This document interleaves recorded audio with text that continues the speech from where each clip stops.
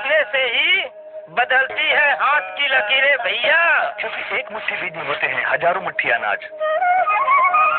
संकल्प की एक मुट्ठी से मिली है हमें सर उठाकर जीने की ताकत। मेहनत कस मुट्ठियों ने बनाई भारत की नई तस्वीर।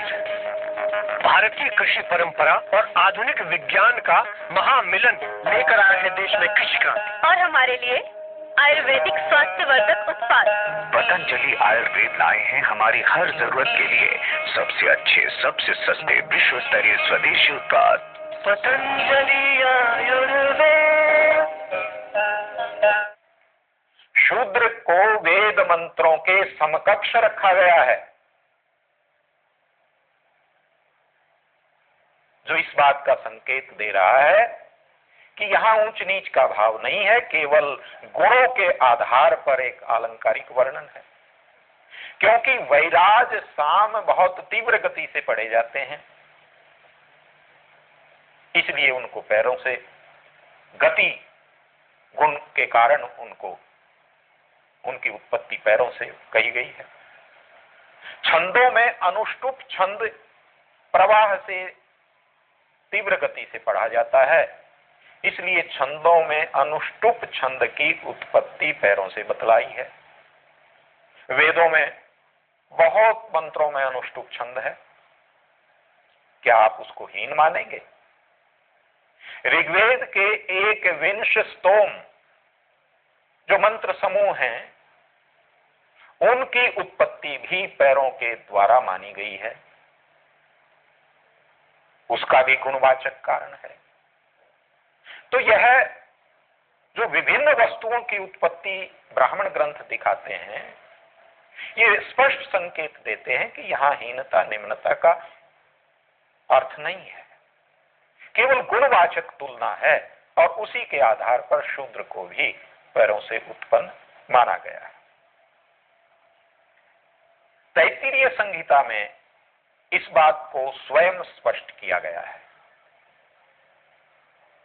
कि वैदिक साहित्य ने शूद्र की उत्पत्ति पैरों से क्यों बतलाई है। तैत्तिरीय संहिता के शब्दों में ही उस बात को आप जान लीजिए। संहिताकार कहता है, तस्मात् पादौ उपजीवतः पत्तो ही असृज्येताम्। अश्व और शूद्र की उत्पत्ति पैरों से क्यों बतलाई है? तस्मात् पादौ उपजीवितः, उपजीवतः,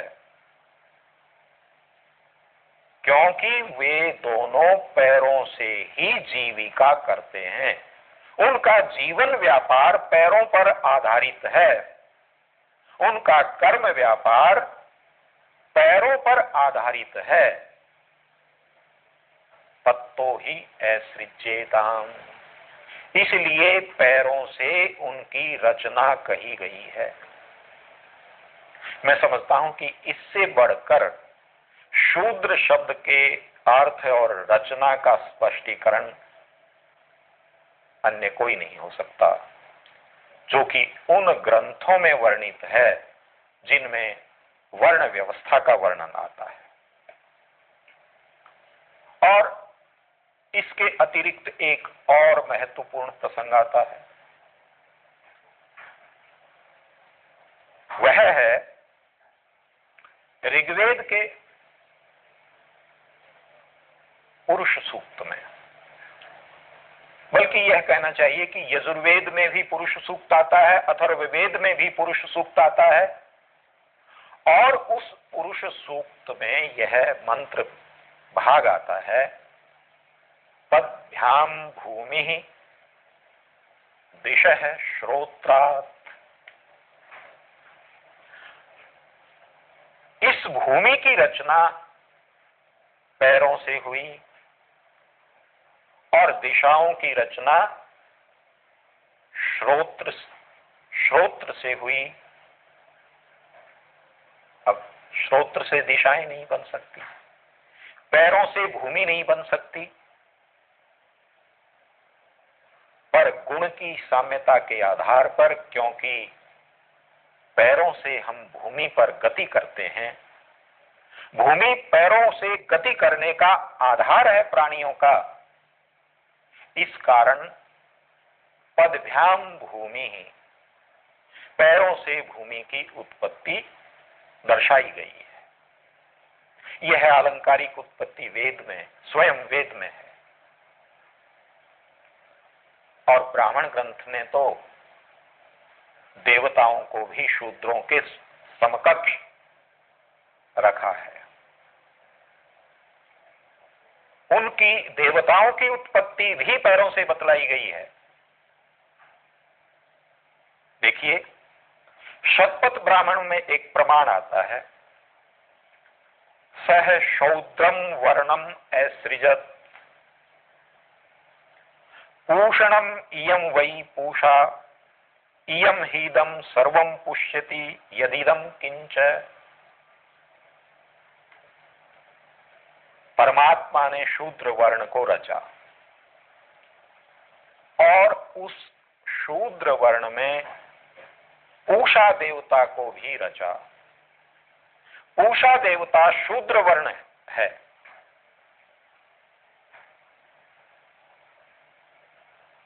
पूषा कहते हैं पृथ्वी को। क्यों शूद्र वर्ण माना गया? उसकी व्याख्या करते हुए ब्राह्मणकार कहते हैं, पूषणम इयम वै पूषा इयम हीदम सर्वम पुष्यति यदिदम किंच। जो हम इस संसार में देख रहे हैं, उस सब को जन्म और पोषण यह पृथ्वी करती है। इसलिए इसका नाम पूषा है। और ये पूषा देवता शूद्र है, क्योंकि शूद्र वर्ण भी लोगों का पोषण करता है सेवा के द्वारा, श्रम के द्वारा। इसलिए पूषा देवता के समकक्ष शूद्र होता है। यहां देवता के समक्ष जिस वर्ण को रखा है वह हीन अर्थ में कदापि नहीं माना जा सकता। और यदि हीन अर्थ में आप मानेंगे तो देवता भी उसी हीनता के अर्थ में हो जाएगा। जबकि देवताओं के प्रति संपूर्ण साहित्य में सम्मान्य बुद्धि है, पूज्य बुद्धि है।